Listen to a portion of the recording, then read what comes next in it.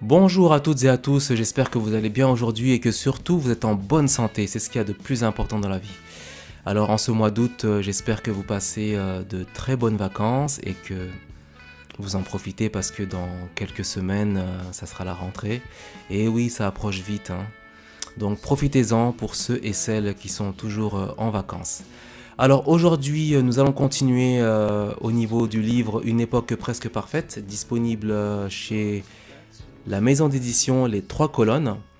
On va continuer ensemble. Alors, si je me souviens bien, nous étions au chapitre numéro 13. Aujourd'hui, nous allons attaquer le chapitre numéro 14 qui s'intitule New York, New York. Alors, je vais commencer. New York, New York. Frank Sinatra. J'espère que vous vous souvenez de Frank Sinatra, un grand chanteur de l'époque.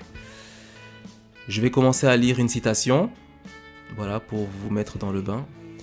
Le temps passait. La fin du troisième trimestre de l'année scolaire de la troisième commençait à s'achever. Ses résultats n'étaient pas très satisfaisants, mais par un miracle du bon Dieu, Pape avait obtenu de justesse son brevet des collèges. Ah, vous vous en souvenez du brevet des collèges? Ah oui, hein, ce fameux diplôme qu'on obtient si on passe la troisième. Hein. Ouais. Pour moi, ça fait très longtemps.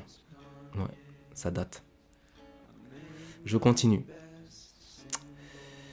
Mais par un miracle du bon Dieu, Pape avait obtenu de justesse son brevet des collèges qu'il avait passé au lycée Ampère, près du quartier des Eaux Claires, à Grenoble bien sûr.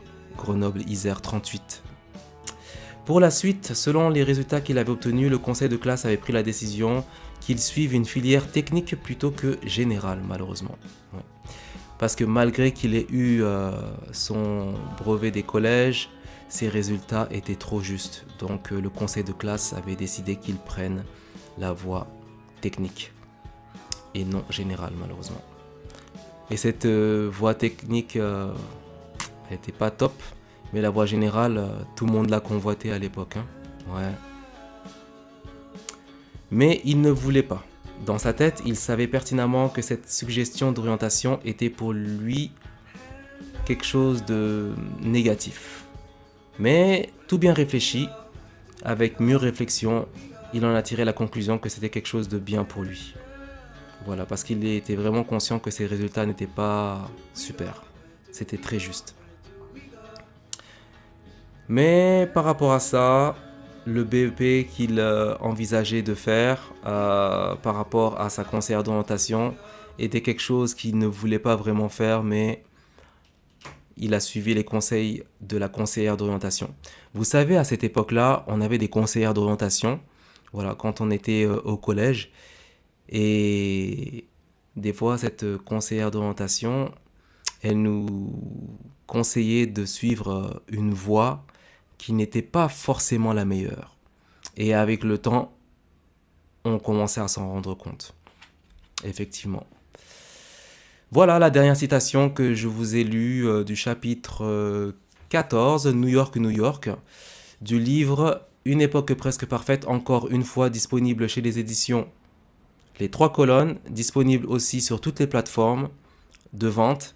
Alors n'hésitez pas à l'acheter. Voilà, il faut y aller. Ça sera vraiment quelque chose de très intéressant pour le découvrir. Je vous remercie de m'avoir suivi, mes chers internautes. Et puis on se dit à très bientôt pour la suite des histoires d'une époque presque parfaite. Merci, bye bye.